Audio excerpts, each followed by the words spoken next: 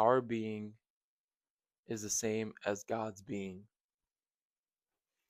What do I mean about God's being and our being are the same? Well, if we take a look at our experience, we notice that our thoughts come and go, our feelings come and go, our friends come and go, our bodies change, which is the coming and going. And there is always something that comes and goes. Now, there's only one consistent thing that neither comes or goes, and that is the nature of our being, and that is who we are. So, how do we know? How do we know for sure that God's being is our being?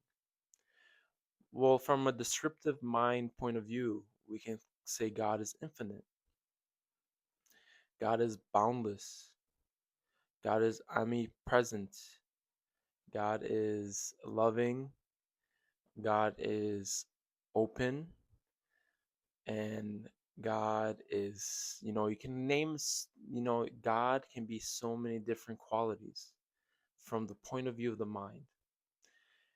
And back to how do we our being God's being? Now, if we never experience a beginning and end of our experience, even at the worst of moments of our lives, we notice, we are aware, we're always aware of what's happening. Even when you don't know something, you know that you don't know. And what is that thing that doesn't know?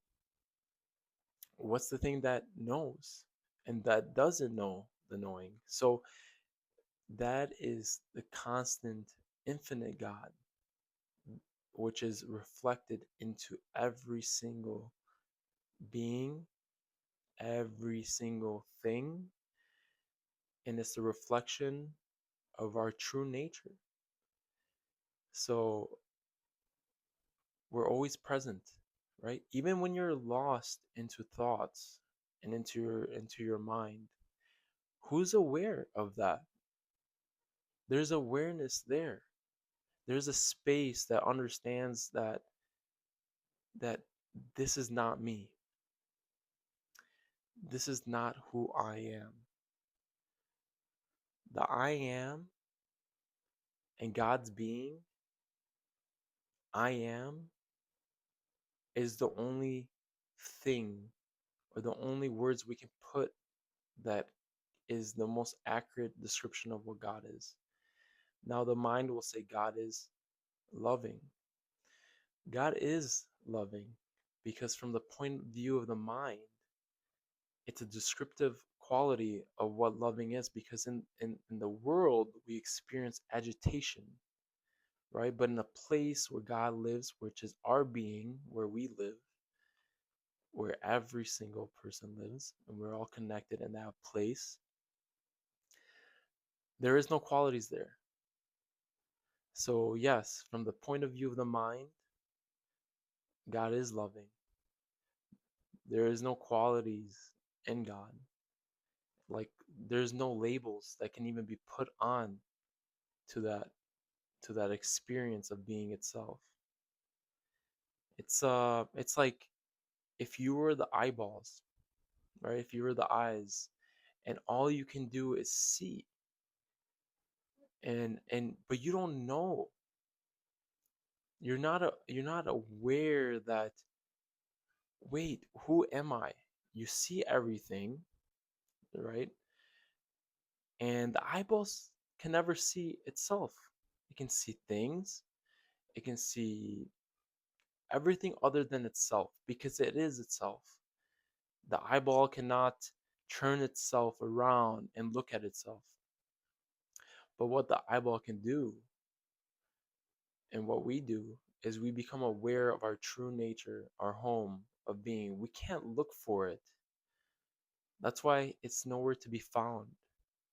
That's why when Jesus said, heaven is in the midst of you, it's not neither up or down or on earth, it's in the midst of you. What does that mean?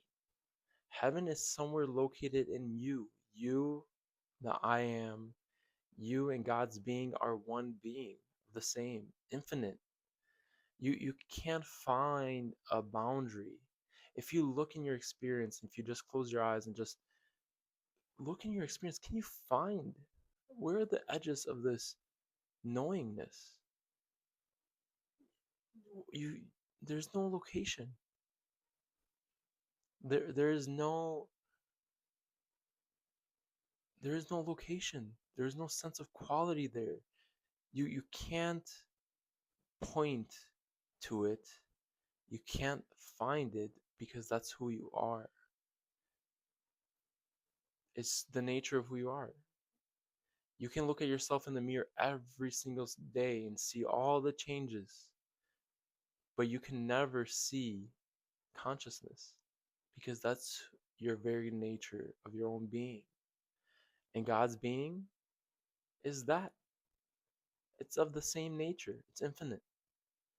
It's omnipresent. It's in everything and it is everything. God's being is actually the only being that exists. If I were to say, my name is Paulin, and I have a life, I have a family, I work in a corporate world company, I do an office job, I own a business. If I label all these things to me, sure, those are all my identities that Paulin has.